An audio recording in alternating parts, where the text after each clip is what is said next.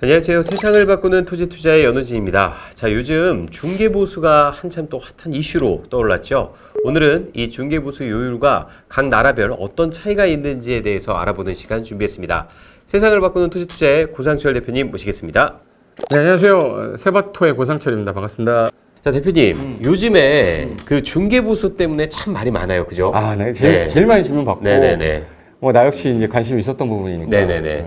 근데 이게 또 저도 약간 집을 또 사봤잖아요. 사보니까 어때? 그 상황에서 계약 한번 이렇게 쫙 하고 몇백을 이렇게 딱 버시는 걸 보니까 이거 너무 비싸게 많이 받는 거 아닌가? 왜냐면 저는 전세까지 같이 했거든요. 매매 전세까지. 아, 매매하면서 전세까지 하는 거니까.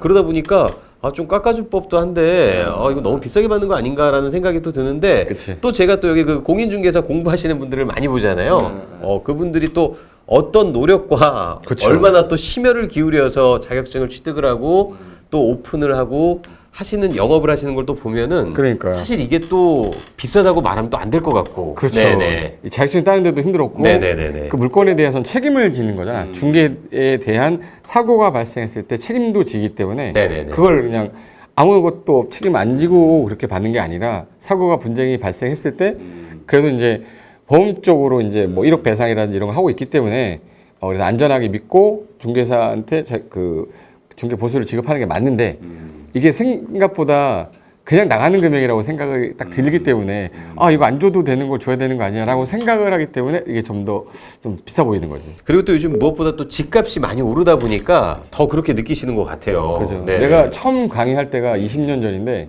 그때 요율하고 지금 요율하고 똑같거든요. 근데 그때 당시 아파트가 2억 3억대였거든. 그러니까 2억에 대해서 뭐 0.9%면 298, 180만 원인데 네네. 지금은 10억이 됐단 말이에요. 그렇죠, 그렇죠. 그럼 900만 원인 거야.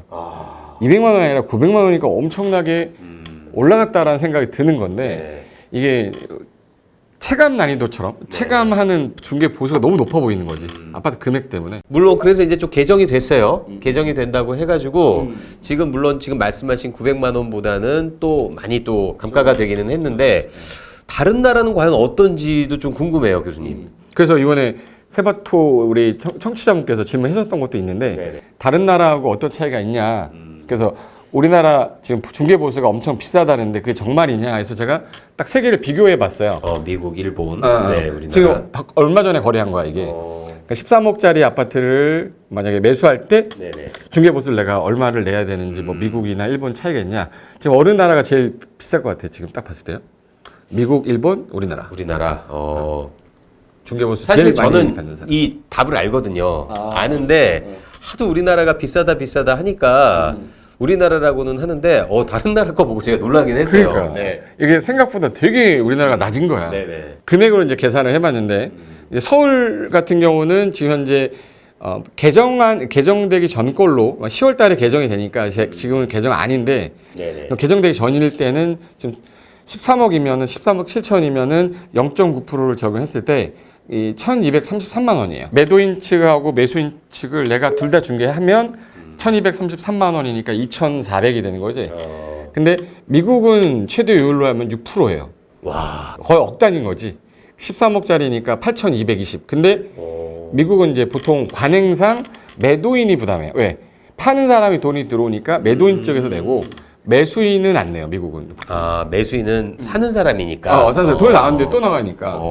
그리고 이제 일본 같은 경우는 합의합니다. 매도인이 낼 겁니까? 매수인이 낼 겁니까? 합의를 하는데 여기도 5%대예요. 5%면 6,850인데 만약에 매도인이 내기로 했다 그러면 여기도 한쪽 방향에서만 받는 건데 그러면 서울 같은 경우는 한쪽에서 받았다 그러면은 우리나라는 1,200. 근데 미국은 8,200. 그럼 거의 7천만 원이 더 많이 받는 거지.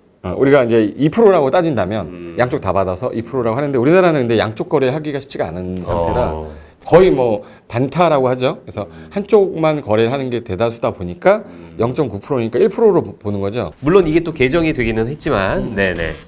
이 부분은 이제 그분들이 하는 말들. 중개 수수료라고 안 하고 중개 보수라고 하거든요. 중개 보수가 많은 네. 표현이죠. 근데 너무 비싸니까 깎아주세요. 그러면 어이구 외국은 더 비싸요. 우리는 싼 거예요. 그런 말 마세요. 이렇게 말을 하는 이유가 진짜냐? 진짜입니다. 그래서 방금 전에 말했듯이 13억짜리 아파트 거래하는데 미국은 그냥 억소리 난다고 해서 그 말이 이 말이거든. 근데 미국의 아파트 13억짜리가 뭐 대다수니까. 거기는 무조건 거래를 하면 1억 정도를 중개 보수로 주는데 우리나라랑 체계가 좀 다른 게 구성하는 게 우리는 계약서만 쓰고 뭐 확인 설명서하고 그 책임의 여부 조금 있고 이 정도 차이라면 얘네들은 이제 그런 게 있어요. 이제 변호사나 회계사나 이런 사람들한테 컨설팅을 다 해줘요. 세금 뭐 법무적인 부분을 지원하니까 금융 같은 것도 그러다 보니까 그거에 대해서 그 사람들이 불만이 없는 거예요.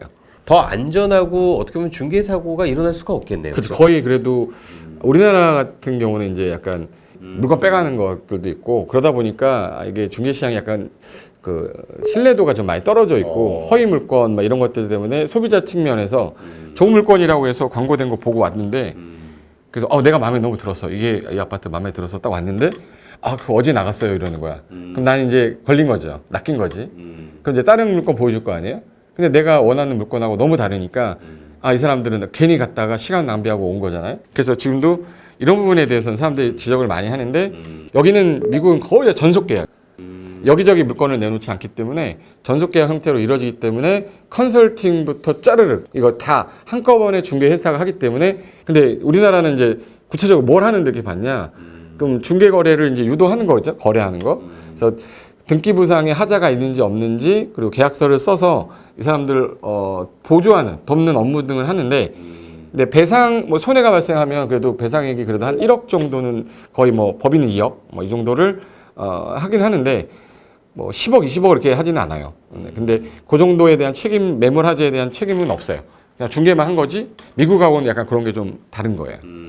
그러니까 어떻게 보면 미국은 그 부분에 대해서 조금 더 전문적이고 조금 더 안정성이 있다. 우리나라 중개가 너무 허술하다 이게 아니라 그 범위가 한정이 되는 게 그 정도인데 조금 더 하시는 분이 있지. 제가 이 물건에 대해서 브리핑을 좀 더 잘해가지고 다른 사람들보다 더 전문성 있게 해주면 저는 그런 문화로 만들어 가야 된다고 저는 생각하거든요. 그래서 내가 만약에 해야 되는 게 아니지만 그래도 내가 부동산 공부를 더 해서 이 법률적 분석도 잘 해주고 브리핑도 잘해서 부동산 가치에 대해 분석도 해주면 그분이 이제 만약에 단순하게 계약서만 썼는데 900만 원 준다니까 너무 아까워질 수 있잖아요.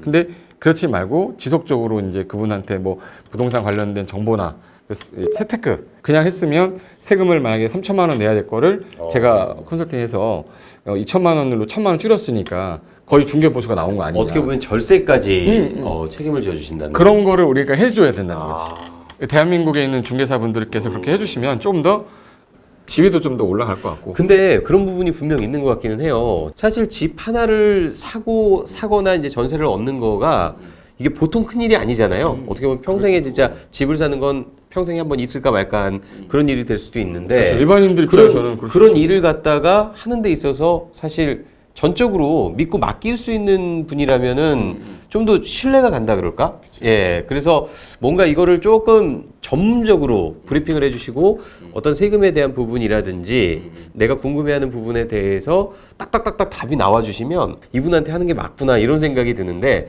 뭔가를 좀 얘기했을 때 답변이 조금 미적지근하거나 뭔가 나를 잘 설득을 못 시킨다, 이해를 좀 못 시킨다 싶으면은 이분께 해도 되나 싶은 약간 그런 네네 불안감이 좀 들기도 해요. 약간 나이 어르신 분들이 이거 대충 하면 됩니다 뭐 이렇게 하면 신뢰도가 떨어지잖아요. 약간 전문성 있게 더 해주면 우리도 그만큼의 대우를 받을 수 있겠지만 중개업을 하시는 분들 입장에서는 그런 부분들 더 키워야 될 것 같아요 내 생각에. 그래서 다른 나라들이 그럼 어떤 업무를 하고 있는지 내가 한번 비교한 걸 이제 찾았는데 네네. 이제 미국하고 일단 한국만을 봤을 때 네네. 우리 미국 같은 경우는 중개 요율이 최대가 6%라고 그랬잖아요. 네네. 근데 여기서는 매도인이 주로 이제 아마 부담을 해주는데 권원조사, 뭐 등록하는 거, 변호사 그리고 부동산 이전 세금까지 중개 보수까지 다 포함하는 금액인데 우리나라 같은 경우는 이제 쌍방으로 하게 되면 0.9, 0.9니까 1.8이 최대인데 중개 보수하고 관련돼 가지고 우리가 하는 게 뭐 취득 법무사 비용 관련된 거, 뭐 인지세 이런 것들에 관련된 주요 서비스를 하는 건데. 그 중에서 이제 중개 보수는 1.8%. 세금을 내는 건 본인이 내는 거겠지만 이런 것들에 대해서 설명을 좀 해준다. 근데 캐나다나 영국 같은 경우 보시면 캐나다는 7%까지 됐어요. 그냥 집 사면서 집에 7%를 내야 되는 거야. 근데 대신에 여기는 이제 법무 관련 이전 세금이라든지 수수료 관련된 업무를 다 해주기 때문에 그것도 이제 한쪽 방향이니까 양쪽에 다 받는다 그러면 한 3.5%죠. 그 우리나라 이제 요율 전체적으로 지금 10개 나라를 봤을 때 대한민국이 제일 높은 게 아니라 제일 낮아요. 여기 보면은 이제 프랑스는 10%까지도 있어. 10%, 뭐 미국은 아까 6%라고 그랬고, 그럼 여기 제일 낮은 데가 중국하고 우리인데도 불구하고 중국보다도 우리가 한 그래도 3배 정도가 더 싼데, 성질은 중국하고 미국, 우리나라는 뭐 독일은 비슷해요. 매도인, 매수인 각각인데 얘는 합쳐서 뭐 매도인만. 대한민국 서울이 아파트 가격이 10억입니다, 평균이. 근데 기존의 수수료를 최대로 잡으면 0.9%예요. 900만 원인데 부가세까지 하면 990만 원인 거야. 그렇죠. 근데 이제 이게 지금 0.5%로 나눈다고 낮춰지면 그러니까 이제 500만 원이 되는 거죠. 그럼 900하고 500이니까 400만 원에 대한 보수가 날아가는 거지.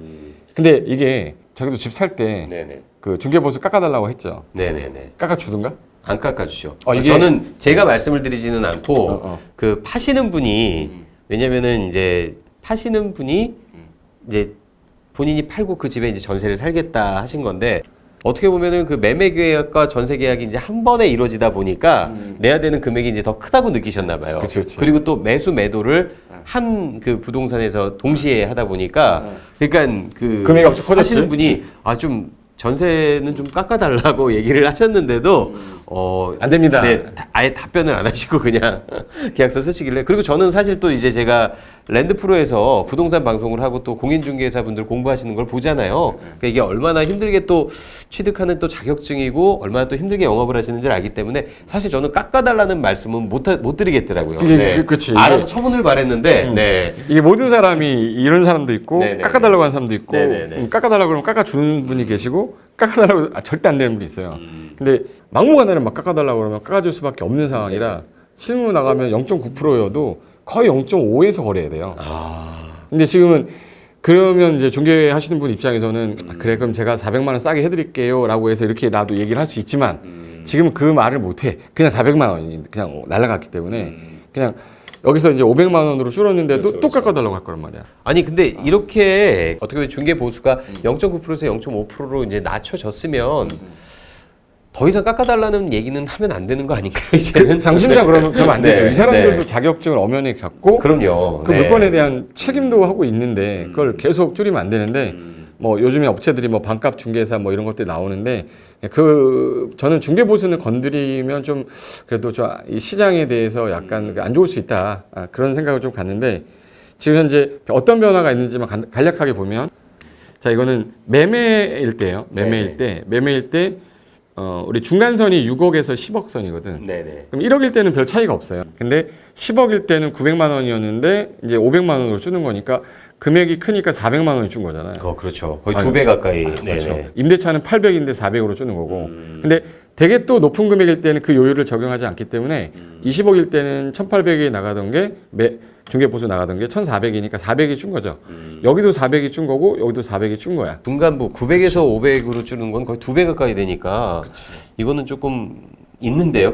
이건 영향이 되게 네, 큰 거야. 그리고 거래되는 금액 20억짜리가 자주 거래되는 게 아니거든. 그렇죠. 제일 거래가 많은 게 이 중간쯤인데 중간 쪽을 건드리다 보니까 저는 이 중개사를 키워내고 중개업을 또 하고 있는 사람이다 보니까 이 개편안을 만들었을 때는 뭐 따라야지 따를 수밖에 없지만 이미 정해진 걸 가지고서 그러면 더 이상 이 보수에 대해서는 건드리지 않는 게 맞지 않냐 한번 건드렸는데 그걸 또 건드리거나 이걸 가지고 깎아달라고 하는 거는 그건 좀 아닌 것 같아. 네.